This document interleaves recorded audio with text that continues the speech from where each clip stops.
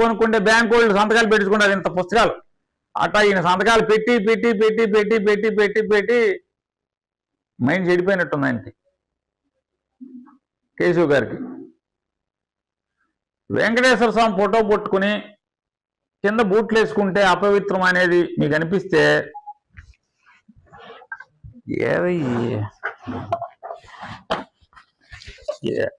ఎక్కడో దొరికింది.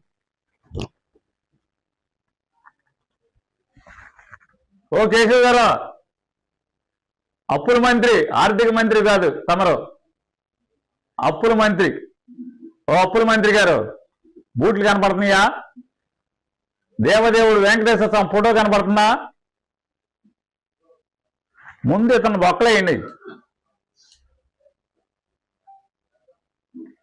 దేవుళ్ళని, స్వామివారిని, శ్రీ వెంకటేశ్వర స్వామి వారిని, వారి ప్రసాదాన్ని అపవిత్రం చేసినటువంటి మొదటి ముద్దాయి, నిత్యం అపవిత్రం చేసేటువంటి ముద్దాయి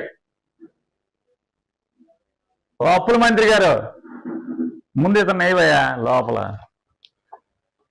ఇది ఈ రాష్ట్రంలో దేవుణ్ణి అపవిత్రం చేసేది ఇతనే.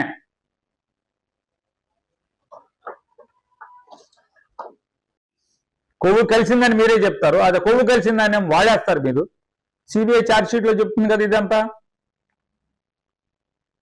సిబిఐ ఛార్జ్షీట్లో ముద్దాయిలుగా పేర్కొన్నటువంటి ప్రీమియర్ యాగ్రో నారా చంద్రబాబు నాయుడు గారు 2014 నుంచి 19 దాకా 90% దేవుడికి అవసరమైన 90% నెయ్యిని సప్లై చేసిన 2014 టు 19 90% ప్రసాదానికి వాడినటువంటి నెయ్యిని సప్లై చేసిన ప్రీమియర్ యాగ్రో సిబిఐ ఛార్జ్షీట్లో ముద్దాయిగా ఉందా లేదా? మరి ఆ ప్రీమియర్ యాగ్రో ముద్దాయిగా ఉన్నటువంటి ఆ ప్రీమియర్ డైరీలో ఉన్నటువంటి ఆశీష్ గుప్తా, రేణు గుప్తా, సౌరవ్ అగర్వాల్ దాని ఓనర్లు కదా. వాళ్ళు హెరిటేజ్లో షేర్లు ఉన్నాయని అంటున్నారు కదా, వాళ్ళకి హెరిటేజ్లో వాటాలు ఉన్నాయి అంటున్నారు కదా. మరి ప్రీమియర్ 90% ప్రీమియర్ యాగ్రో ఆవునై మీరు కొంటారు 14-19లో. ఇవాళేమో వాళ్ళు సప్లై చేసిన ఆవునై మంచిది కాదు అని చెప్పిన సిబిఐ ఛార్జ్షీట్లో చెప్తుంది. అది కల్తీదని చెప్పని, దాంట్లో వెజిటబుల్ ఆయిల్ ఉందని చెప్పి ముద్దాయిలు అని చెప్పి చెప్తుంది.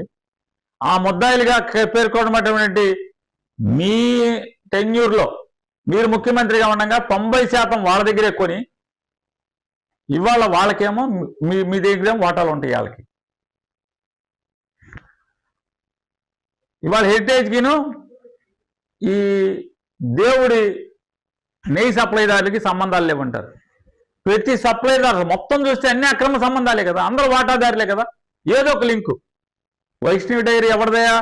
ఈ మన పొమిల్ జైను, విపిన్ జైను, ఏది ఉత్తరాఖండ్ బోలే బాబా వాటాదారులైనటువంటి దాంట్లో ఓనర్లైనటువంటి వాళ్ళు వైష్ణవి డైరీని ఎవడు కొన్నాడు? ఈ పొమిల్ జైను, విపిన్ జైను కొన్నారు. పొమిల్ జైను, విపిన్ జైను కొని ముందెవరున్నారు? వల్లభనేని కృష్ణప్రసాద్ అని చెప్తున్నారు. ఈ వల్లభనేని కృష్ణప్రసాద్ ఎవడు? హెరిటేజ్కి సప్లయర్, మేజర్ సప్లయర్ అని చెప్తున్నారు, ట్రాన్స్పోర్ట్ కాంట్రాక్టర్ అని చెప్తున్నారు. మన గుడివాడ అని చెప్తున్నారు. చూడండి అసలు ఎంత అక్రమ సంబంధాలు.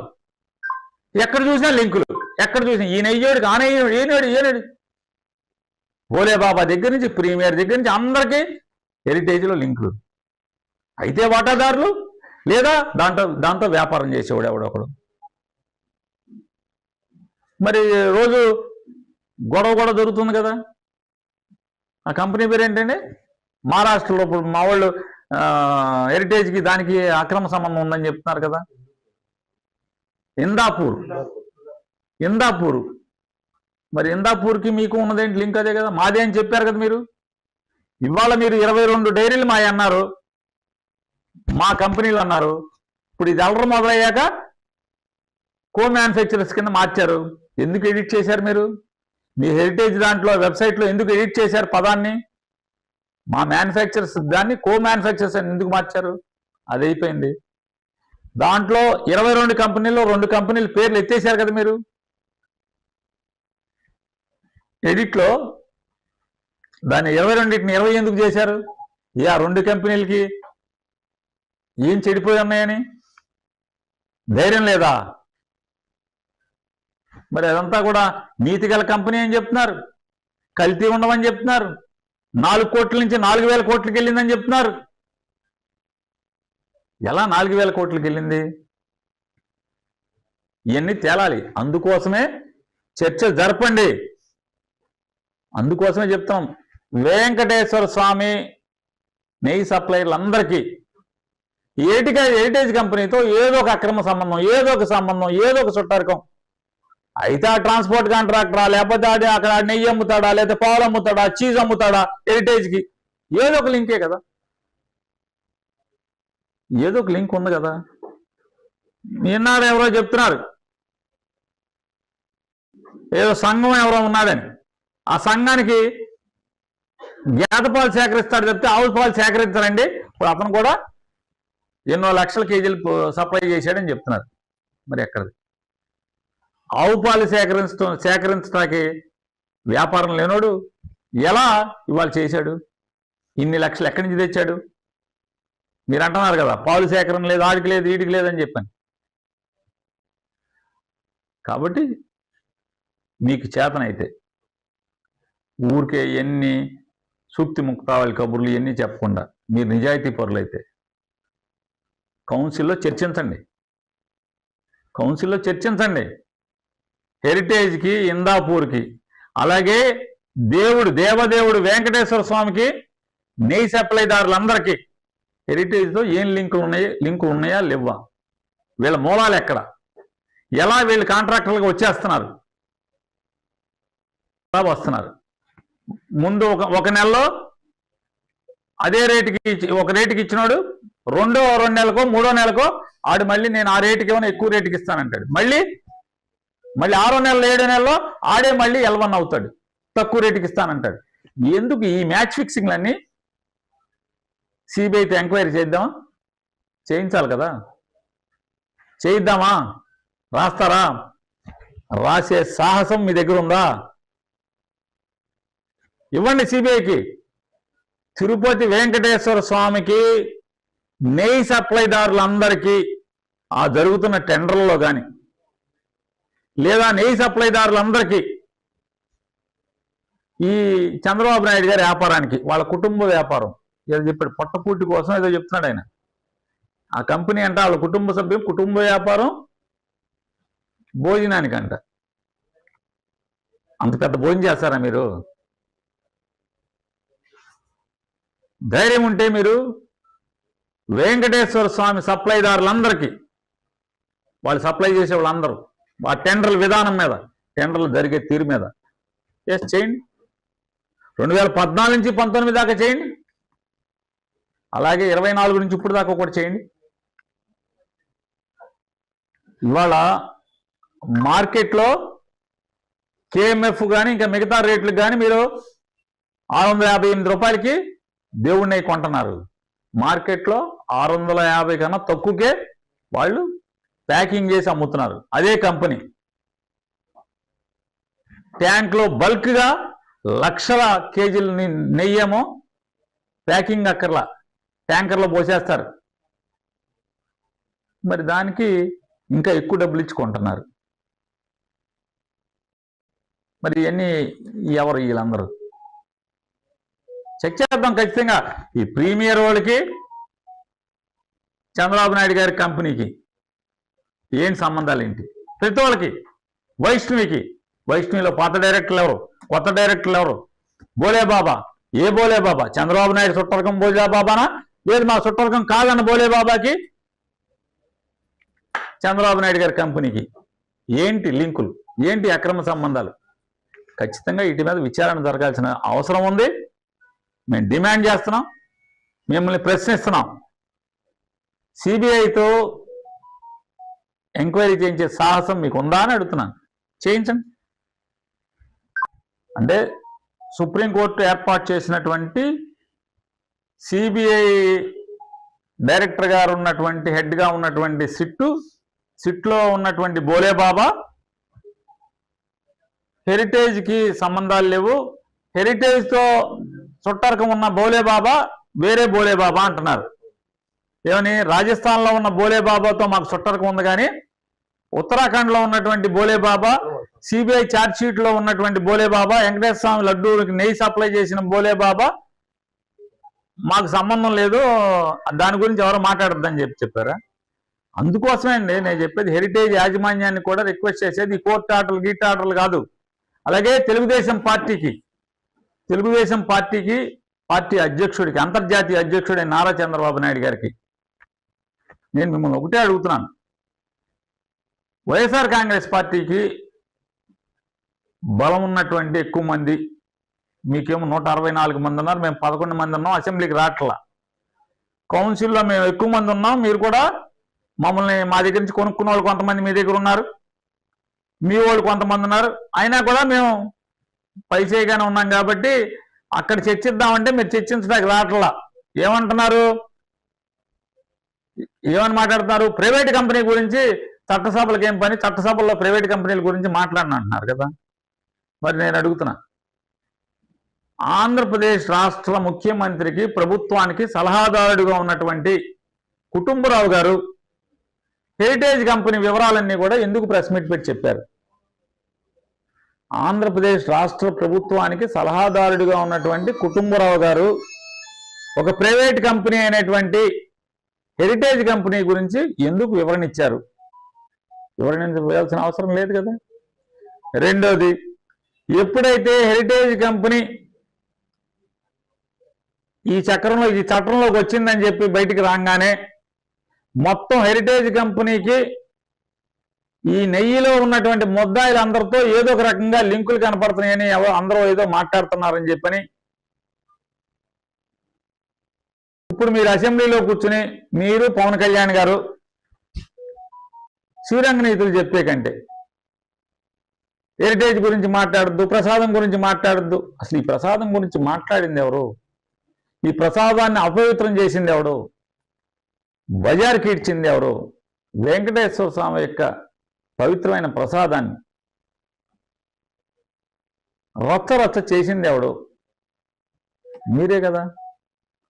ఎప్పుడైతే ఈ ప్రసాదం జగన్మోహన్ రెడ్డి గారిని రాజకీయంగా పాచేద్దామని చెప్పని ఈ ప్రసాదాన్ని మీరు వాడుకుందామని ట్రై చేస్తే, చంద్రబాబు నాయుడు గారు మీరు ఒకటే గుర్తుపెట్టుకోండి, రాజకీయాల్లో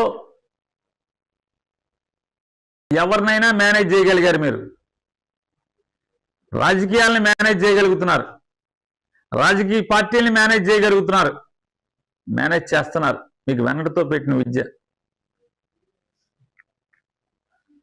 అప్పుడు మొన్న ఎలక్షన్లో పనిచేసినటువంటి ఎన్నికల అధికారిని మేనేజ్ చేయగలిగారు.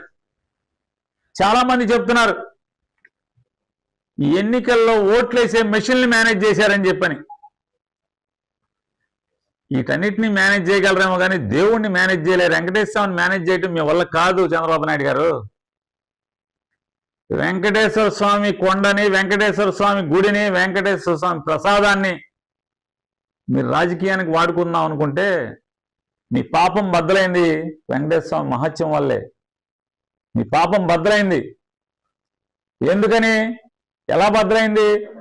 అసలు మొత్తం తిరుపతి కొండ మీద మీరేదైతే చెప్పారో మీ నోటితో 200కి 300కి ఎవడన్నా ఆవుని దొరుకుద్దా అని అన్నారో,